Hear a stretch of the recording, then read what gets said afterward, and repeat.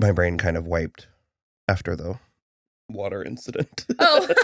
I like was carrying water in and I hit the microphone and I was like, not the equipment. And I was like, not the dolls. And so I like water bent. Yeah. I see it all over. Yeah.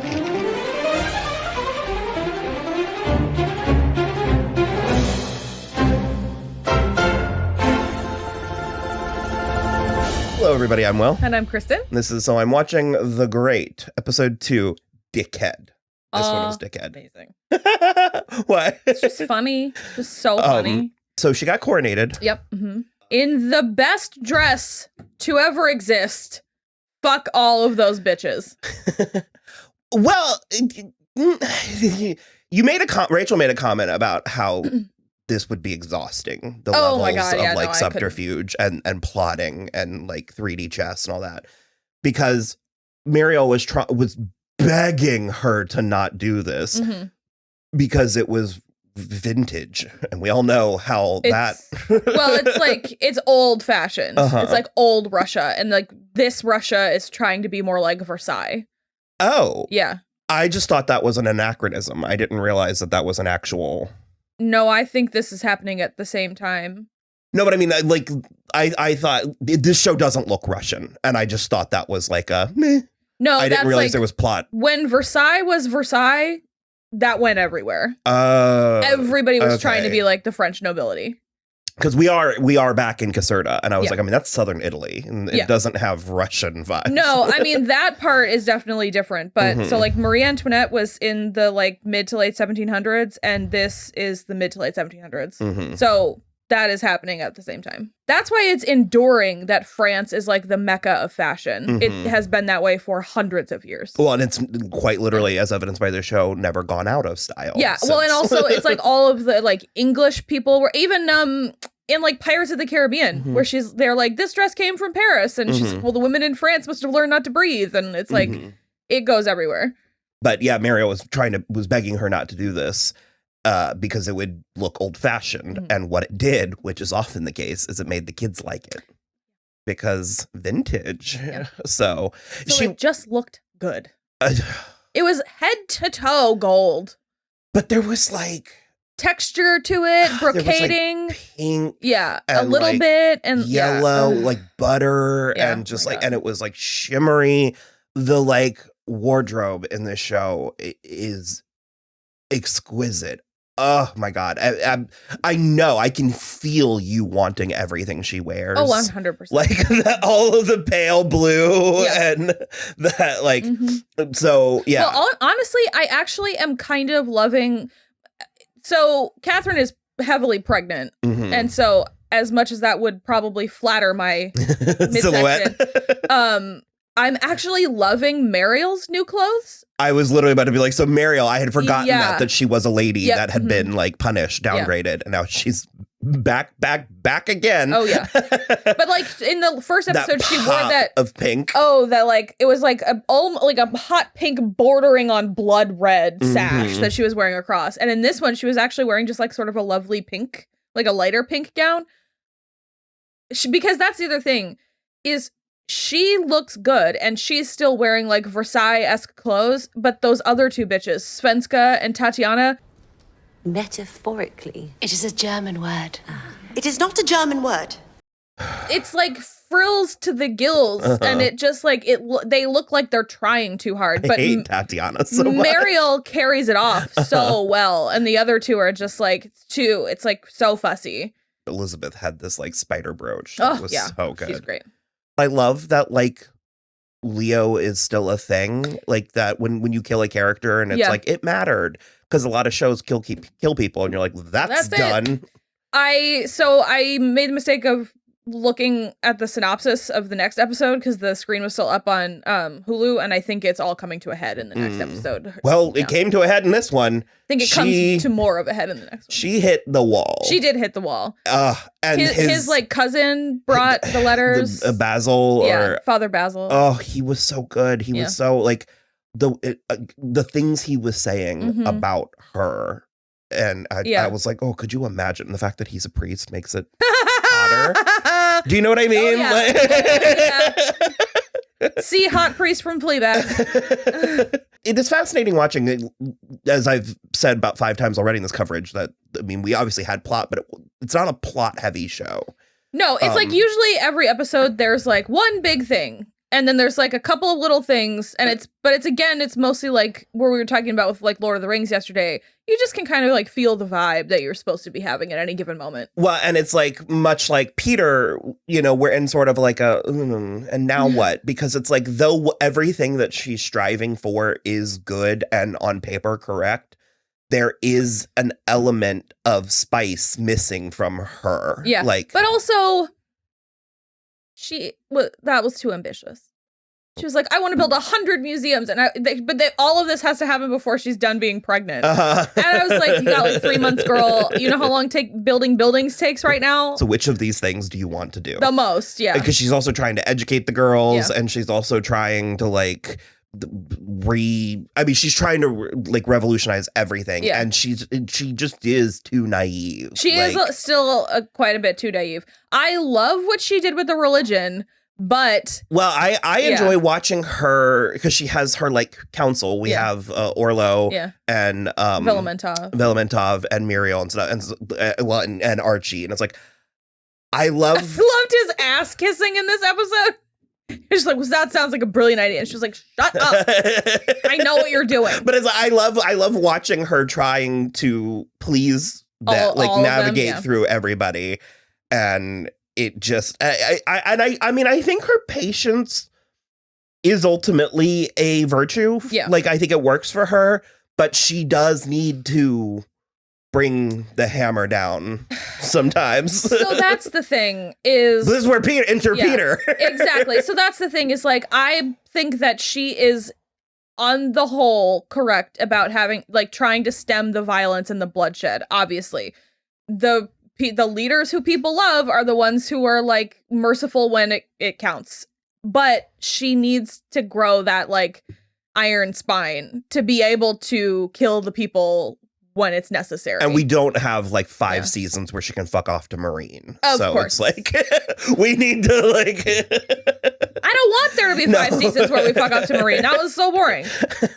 It is fascinating watching a show where you like everybody. Yeah. Because I'm never sure whose side. I'm on I'm on everybody's side. Yeah. And I still find Elizabeth to be so fascinating. She's not... What? Her trying to explain to Peter... multiple things. She was trying to explain how miscarriages work, and that was hilarious. A miscarriage is when the baby in you does not make it and bleeds out of you. Fuck. That happens every month, doesn't it? With women? Every month there is a dead baby. Fuck. That is tragic. No.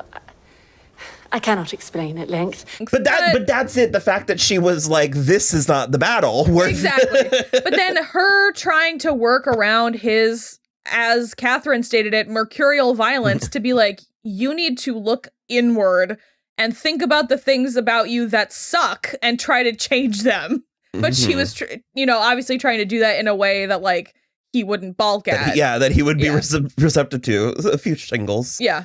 But so she is properly on Catherine's side. I believe so. And she is working behind the scenes to make sure. And that's where Catherine... Well, she is also, though, trying to make them fall in love with each other so that Catherine will have more children. Okay. Yeah. So she is, as his aunt, she is old-fashioned that way. Yeah. Because the dynasty conversation. Yeah. It was like, I feel weird in this recap because it was like a lot of little things that are going to... Well, even in addition to like, I mean, like dynasty is correct, but also like, you can't put all your eggs in one baby basket in the 1700s. That's gonna go poorly for you. There's only so many frogs. You have to have multiple babies. We didn't touch on the mud. Oh, she's eating dirt. Yeah. Do you have some dirt? In the pot. It's the things like that the show it is so many beautiful dresses and so glamorous and so all this stuff that you really need that slight acid, salt, acid, fire. What is you need of Catherine eating fistfuls of dirt. So that is a real thing that happens to pregnant women. They crave inappropriate foods, clay and dirt, and usually it's like a mineral deficiency. And so that's why we take like folic acid and like prenatal vitamins and stuff now, but it is funny that like they don't know that, and she's just like, I want to eat dirt, so bring me a bowl of dirt, and they let her eat a bowl of dirt. It's hilarious.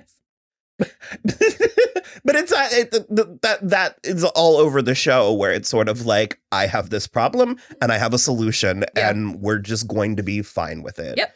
So kind of going back into the whole like Elizabeth conversation and stuff, I am curious to see what it's going to be like the rest of the season, who's on her side, who stays on her side. Because, you know, I think Orlo's going to get frustrated because it's not going. Well, so is Velementov, because he just wants to go to war and he wants to like take back Poland. And I mean, she definitely needed them, and I don't think she can get rid of them, but it's a lot of tricking people into agreeing with you. And I think it does feel exhausting. Yeah, I think also what was interesting is when she's walking down that hall of all the noble people after she asks the one guy if he's Muslim. What's fascinating to me is that especially in this time period, like Russia included most of Asia as well, like a lot of Asia. And so there were like tons of Asian people and like Middle Eastern people. That's fascinating to me, having like running a nation full of so many other Did she have strategy? Oh, yes. She did. Yeah. I was going to say, did she have strategy with that like religious stunt she pulled? And I was like, yeah. That guy was absolutely Muslim. And sure, but it also undermines Archie. So yes, his his power, which I mean. Plus now they're going to get Father Basil to stay at court and try to get him to make friends with the older families. And then he seems even more progressive than Archie, because Archie says I'm the most progressive one, but that's not saying a lot. And so Father Basil's younger and he's potentially more progressive. Yeah. Especially the way he spoke about what was in the letters from Leo was like very romantic too, where he just was like, and I see you, and I know that God will be happy with his creation. You were lit from within. Sort of in awe of her and like the connection that she and Leo had. I liked that a lot. We have Peter is getting bored and going to get bored very quickly. And he's so funny. We have George in particular, but to a lesser extent, Gregor are also not pleased with their. Well, he's mostly fine, and he's the one who keeps saying that Catherine is nice and she's not going to kill them. But George isn't content to keep her head down, and she doesn't want to sit in salon 4B, which was super funny. I mean, it seemed dull. It did seem dull.